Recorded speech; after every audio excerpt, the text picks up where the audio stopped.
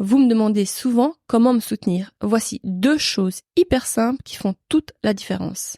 En premier lieu, prenez 2 secondes, là, maintenant, abonnez-vous au podcast et notez-le 5 étoiles sur votre plateforme d'écoute. Deuxièmement, partagez cet épisode avec un proche qui, comme vous, est amateur de podcast. Par ailleurs, si vous êtes une marque ou un partenaire potentiel, c'est peut-être le moment de rejoindre l'aventure Audace. Audace. Place à l'audace.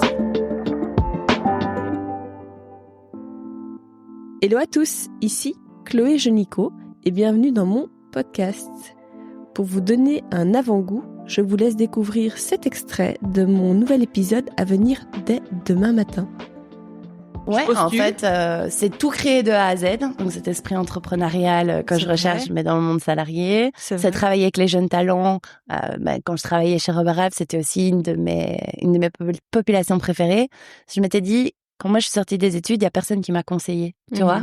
Et en fait, j'aurais bien aimé, moi, tomber sur une Elinor qui me dit, attends, ça c'est fort, ça c'est les possibilités, ça c'est ce qui existe sur le monde du travail. Si t'aimes plutôt ça, fais plutôt ça. Si t'as, je sais pas, tu vois, tous ces petits tips and tricks. Tu sors de l'UNIF, t'as quoi, 21, 22, 23 ans.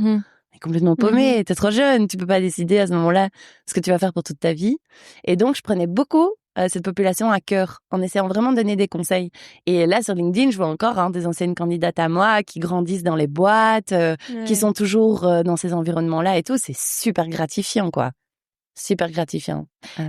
Tu postules là et tu commences vite chez Bipost Group. Oui, du coup, j'ai envoyé mon CV. Je pense qu'en 48 heures, j'étais engagée. Pas compris. Ah ouais, ok, donc c'est un match parfait, quoi. Ouais, j'étais vraiment super surprise, donc trop chouette, très bonne expérience d'entretien. Je donne mon préavis chez Robert Half, mais là, il me demande de tout prester. Ouais. Donc, j'ai presté 6 ou 7 semaines quand même pour remettre tous mes dossiers en ordre, onboarder les autres, etc. Mais bon, voilà. Et donc, je termine chez Robert Half un vendredi et je commence le lundi chez Bipost. À ce moment-là, tu es pas encore maman?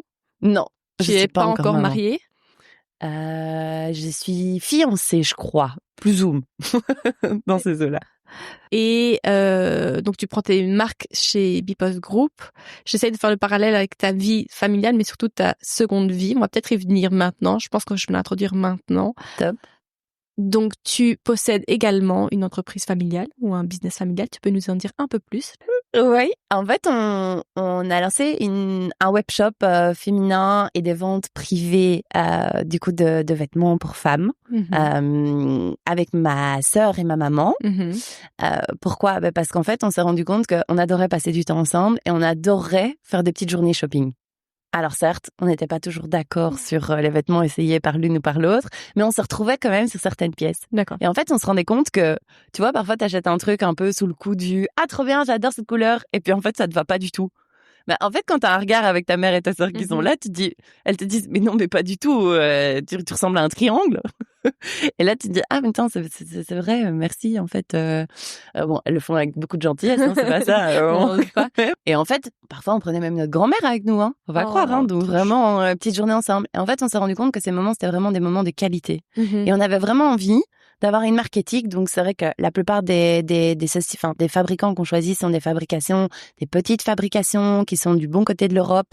Parce qu'il y a plein de gens qui disent Europe, mais, on se doute que, je vais pas envie de dire que t'as 2 types d'Europe, mais t'as des pays européens qui sont plus développés, t'en as d'autres qui le sont moins, et donc forcément, t'as des usines qui sont un peu plus contrôlées et d'autres qui le sont moins, je pense. Donc nous, on travaille beaucoup avec le Danemark, la Suède, l'Italie, la France, donc énormément de choses qui sont produites vraiment à côté de chez nous.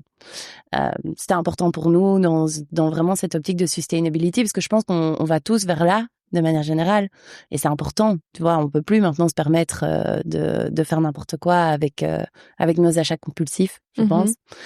Après, il y a aussi toutes les questions inflation, prix des vêtements, etc. Parce que forcément, quand on choisit ce type de fabricant sur des petites productions, les coûts des vêtements sont un peu plus chers.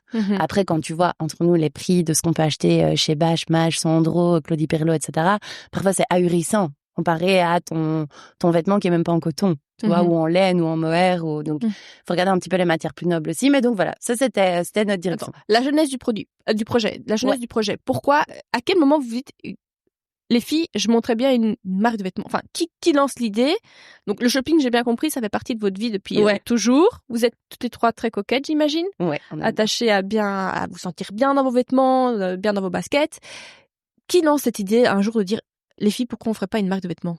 Alors, en fait, je pense que ma mère et moi, on a toujours parlé. Okay. On a toujours parlé parce qu'on a toujours fait notre shopping. On s'est dit, ça, on l'aurait bien fait comme ça. Ça aurait peut-être pu être coupé comme ci. Ou bien, c'est dommage qu'ils aient pas ça, mais plutôt dans ce genre de ton. Et en fait, on discutait déjà énormément. On dit, putain, le jour où nous, on lancera notre affaire, on fera ça bien. On fera ça mieux. Et en fait, je sais pas, c'était quelque chose qui traînait dans nos esprits. Et puis, du coup, quand je travaillais, donc mon premier emploi à HEC, j'étais à Liège. Donc, l'entreprise était à Liège. Donc, je vivais chez mes parents. Et en fait, du coup, j'étais avec ma mère tous les jours. Et un jour, on s'est vraiment regardé un samedi, on s'est dit, tu sais quoi, let's go, viens. On essaye de chercher sur Internet, on trouve des fournisseurs, des infos, des fournisseurs, on va voir. Et vraiment, sur un coup de tête, on s'est dit, ok, maintenant on lance. Et donc, on est parti. Mais alors, au début, trouver ton chemin, il y a 1000 choses. Et puis, il y avait beaucoup de marques aussi qui travaillaient. Merci d'avoir écouté cet extrait d'Audace. Si cette conversation vous a plu, il y a quelques façons simples de m'aider à faire grandir ce podcast et donc à attirer toujours plus d'intervenants de qualité.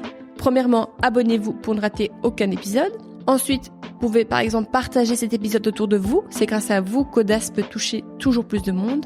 Et enfin, rejoignez-moi sur les réseaux sociaux sur lesquels je suis très active. J'adore échanger avec vous via ces canaux et avoir l'opportunité de vous faire découvrir les coulisses de ce métier. Vous pouvez me retrouver sous le nom d'Audace Podcast ou encore sous mon propre nom, Chloé Genico. Et je vous dis à demain pour la diffusion de l'épisode dans son intégralité.